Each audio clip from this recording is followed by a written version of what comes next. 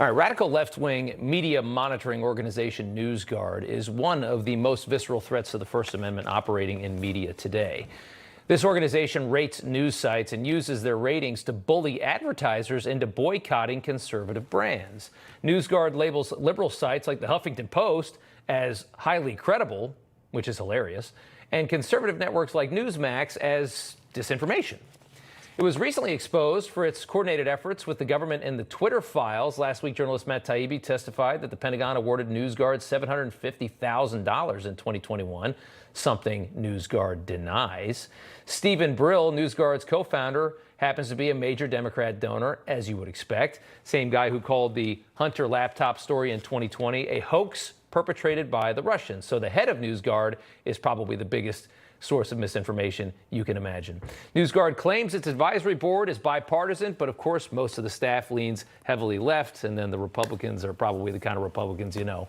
The group's deputy manager volunteered for Clinton's 2016 presidential campaign, served as a delegate for the DNC. Another staffer volunteered for Obama's 2012 campaign. You're not surprised by any of this. NewsGuard recently listed NewsMax as the #1 most influential misinformer. We wear that badge with more pride than you can imagine, coming from a source like NewsGuard. And now they're going after PragerU, labeling the conservative media platform as misinformation, urging tech platforms to drop Prager, and warning users to proceed with caution before viewing their content. This is just explicitly ridiculous. Even the company that used to host PragerU's videos on its website is refusing to work with them now, bending to the pressure, and that's exactly what this is about. It's cancel culture, leaving PragerU scrambling to find a new video host. And Dennis Prager joins us now to talk about this. And sir, it's good to have you on. What exactly is happening to your company? Actually, you described it perfectly. So what specifically happened was NewsGuard has red light, yellow light, green light, I believe, or just red and green. I don't know.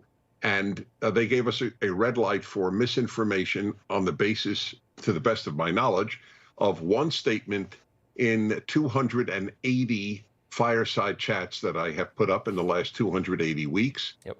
And it was simply that the word vaccine has been retranslated or reinterpreted, which is as factual as 2 and 2 is 4, though, of course, in Oregon, 2 and 2 is 4 is considered white supremacist math.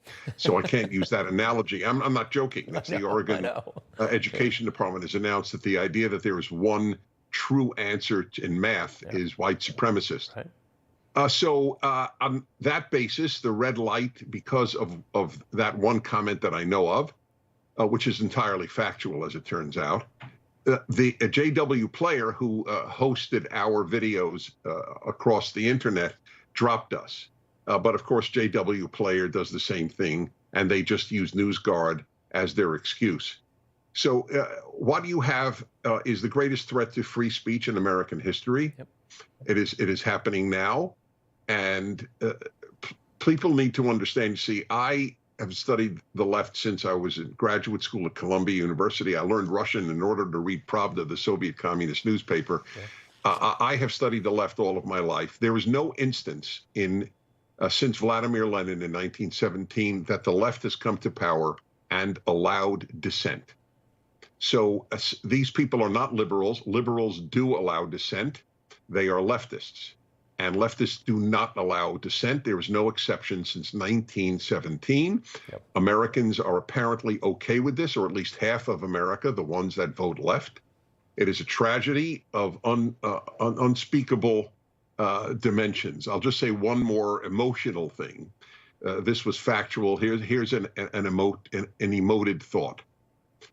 If we allow the greatest of all liberties, the free speech, to disappear or be profoundly curtailed, every death on Normandy Beach was useless.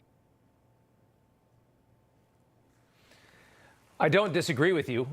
It's astounding to see. I think it's shocking that their side is so militant with their beliefs and their views, like you said, the leftists, that they will stop at nothing to silence dissent, because they know that what they're pushing is heavily flawed. They know that what they're pushing has so many holes in the theories. The logic is not there. The history is not there. It's not, none of that's on their side, but they want it anyways. And as we've seen now, they're coming after areas that we've never seen them go for before.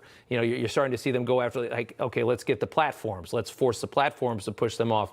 You started to see it with, you know, people pushing for, you know, certain, you know, companies to get rid of, to not allow Fox or NewsMax to be on the air, to get it off the cable waves. They will stop at nothing to silence opposition because they can't handle opposition. Yeah. So when I go to universities, I note, or when any conservative goes to universities, the reason they don't want us at universities is actually understandable. We can undo in 90 minutes what they indoctrinate over 4 years. And though, of course, they would never acknowledge that, they deep down, they know it. Well said. Truth is far more powerful than lies.